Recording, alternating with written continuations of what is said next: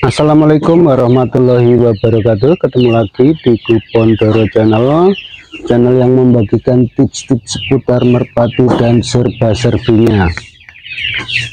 Saya akan menjawab pertanyaan dari Mas Rakuti atau memenuhi keinginan Mas Rakuti untuk mengetahui burung dengan pegangan kasar, tipis, tebal, halus gitu ya. Gimana gaya terbangnya, lossnya gimana. Ini yang saya amati ya Mas Rakuti, yang saya amati dari burung rumahan dulu. Yang burung saya yang model kasar, yang model tebal halus, yang model tipis, untuk pegangan itu yang dadanya gitu ya, tampak ini, tampak apa, tipis gitu ya, kurang tebal, atau yang dirasakan kayak tebal gitu ya untuk rangkanya tapi halus, kemudian yang tipis halus, kemudian yang kokoh kasar itu ya.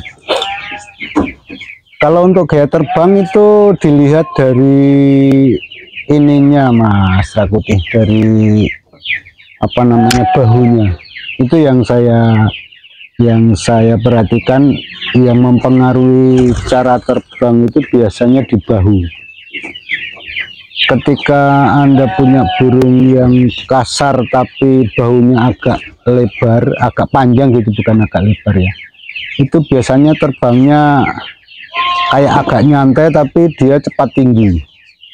Kemudian kalau waktu dipegang itu bisa merapat, untuk sayap kiri kanannya itu merapat di badan, itu biasanya nanti lossnya bagus. Kalau yang pendek bahunya itu biasanya ngecelap slap gitu ya terbangannya. Dia tingginya itu muter dulu, tapi muternya sambil naiknya itu kayak gimana ya, gini ya, seret gini, nah gitu. Tapi kalau yang baunya panjang kan muternya sampai berapa kali gitu ya Mas, sampai tinggi sekali baru pulang. Nah kalau yang baunya pendek biasanya cuma 2-3 kali sudah agak tinggi, kemudian pulang sambil ngecelap sambil meninggi. Kemudian kalau yang tipis halus itu biasanya terbangannya, kepaannya itu cepat ya, apa gitu. Itu yang saya perhatikan. Mungkin di burung-burung panjenengan berbeda, itu mungkin ada faktor keturunan atau apa, tapi yang saya amati burung saya yang saya beli dari pasar, kemudian pegangannya begini, nanti terbangannya gimana, saya perhatikan begitu cara terbangnya. Kalau untuk loss itu biasanya di sayap yang merapat di badan. Kalau dia kurang merapat biasanya nanti loss satunya kurang, nanti 2-3-nya baru bagus.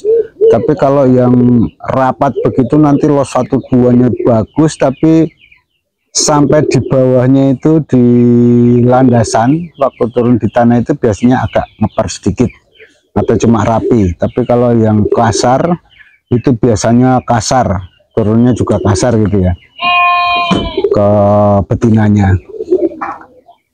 Kalau yang tipis itu kenapa saya jarang sekali pakai burung yang tipis ya, itu karena untuk terbangan yang berkali-kali dan jauh itu biasanya nanti dia mencolok, gitu, mencolok, atau bahkan enggak pulang dulu, nanti besoknya baru pulang. Walaupun ada juga burung yang begitu itu karena dia mungkin apa, lagi sakit atau kurang fit, atau bisa juga gembos gitu ya, ngempos atau gembos gitu ya, ngempos ya, biasanya itu burung-burung ngempos juga suka begitu. Kalau untuk burung ngempos saya sudah pernah ulas bagaimana cara mengatasinya kalau untuk burung rumahan. Kalau untuk burung-burung yang lain mungkin saya belum, saya lupa, udah banyak sekali sih, sudah termasuk banyak video saya, jadi saya kadang-kadang udah lupa. Dan mungkin Mas Rakuti juga penasaran apakah burung yang tipis itu bisa kencang? Bisa Mas, bisa kencang, terbangannya bisa kencang, turunnya juga bisa kencang, cuma nanti dia di terbangan jauhnya yang kemampuannya agak berbeda dengan yang tebal halus gitu atau yang kasar kokoh itu ya. Itu ototnya biasanya bagus, walaupun yang tipis juga bagus sebenarnya ototnya, cuma mungkin karena dasar rangkanya yang kurang kuat, jadi dia kurang kompeten untuk terbangan yang jauh dan berkali-kali. Karena kalau burung untuk rumahan itu terbangannya jauh Mas Rakuti. Di tempat saya itu bisa sampai 5-6 kilo, bahkan ada yang 7 kilo. Terus terbangannya juga kadang-kadang maghrib itu masih dilepasin. Sudah ada azan itu sudah ada azan tapi tetap ayo mangkat berangkat. Kemudian terbangannya itu nanti biasanya misalnya 4 kilo, tiba-tiba ayo cul ke kono kae, misalnya 6 kilo. Jadi kalau dalam pemilihan burung untuk bermain tomprang itu, kalau di tempat kami itu harus yang halus tebal atau yang kokoh kasar itu. Walaupun di sini yang penting apa ya, ada jenis tomprangan yang harus gandeng, ada yang penting lebih dulu mana yang menang gitu ya.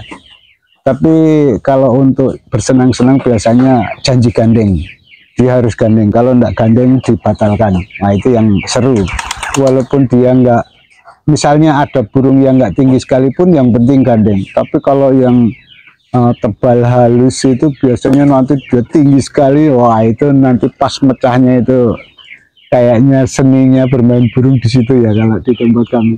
Jadi ngelihatnya misalnya di sebelah sana saya itu sawah, terus yang main tomprang di sini sama di daerah sana misalnya sebelah barat, nontonnya di sawah kelihatan sekali itu kalau pas tinggi sekali dia metal ya, metal itu berpisah gitu ya menuju rumah masing-masing. Wah itu kayaknya dulu-duluan itu, maksudnya balapannya itu kelihatan sekali, seru sekali lah. Kalau nggak gandeng biasanya ya cuma begitu ya. Kadang-kadang kalau nggak gandeng itu burung yang sudah hafal sekali rumah itu ya pulang langsung dari jauh sana sudah mulai turun sampai di rumah cuma pendek. Walaupun ada juga yang burung sampai di rumah walaupun sendiri tinggi ya banyak juga. Tapi kalau biasanya kalau sudah terlalu hafal, sudah pomas sekali, misalnya kita sudah miara di rumah kita itu sudah ada 4-5 tahun itu, dia kalau nggak gandeng biasanya dari jauh itu sudah turun saking hafalnya. Tapi kalau gandeng ya tetap tinggi. Itu Mas Rakuti ya. Itu juga bisa jadi dari faktor genetika. Kalau misalnya walaupun dia tulangannya tipis, kalau terbangnya ngecelap, induannya, anakannya juga bisa ngecelap. Tapi yang jelas kalau untuk cara pegang, cara pilih itu bahu yang menentukan gaya terbang ya. Kalau menurut saya, bahu yang pendek tebal itu pasti kebanyakan ngecelap. Kalau yang sedang itu bisa ngecelap, bisa agak ngiplik gitu ya. Apalagi kalau sudah terbangan jauh itu biasanya agak ngiplik terus ngawang naik langsung pulang. Kalau yang bau pendek ya ngecelap itu, ataupun terbangan yang standar tapi dia semakin meninggi tapi begitu pulang dia cepat terbangnya. Kecuali kalau ada gandengan dia biasanya ngimbangi, nggak mau berpisah ya, kecuali yang satunya betul-betul kalah dalam terbangannya, itu kalah jauh sekali baru bisa ketinggal. Tapi kalau cuma beda sedikit biasanya yang satu ngimbangin, yang kenceng ini ngimbangin. Itu secara naluriah kalau saya lihat burung-burung begitu. Jadi kalau dalam pemilihan burung ya tetap kita cari yang terbangannya jangan terlalu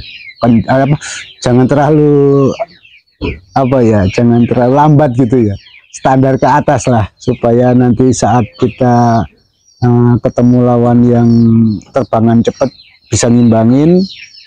Kalau yang standar ya bisa gandeng ngimbangin, tetap ngimbangin gitu ya.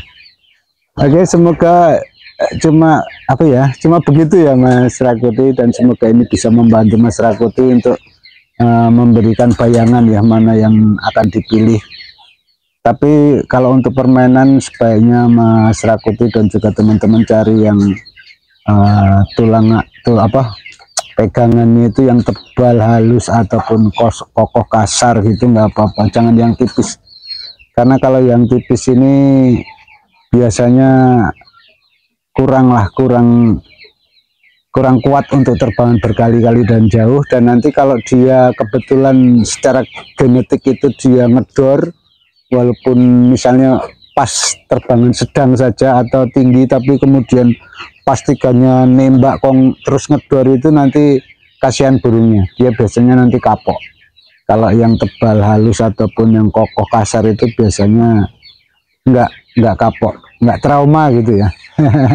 Oke, semoga ini bermanfaat untuk Mas Rakuti dan teman-teman. Saya ucapkan terima kasih. Akhirnya, wassalamualaikum warahmatullahi wabarakatuh.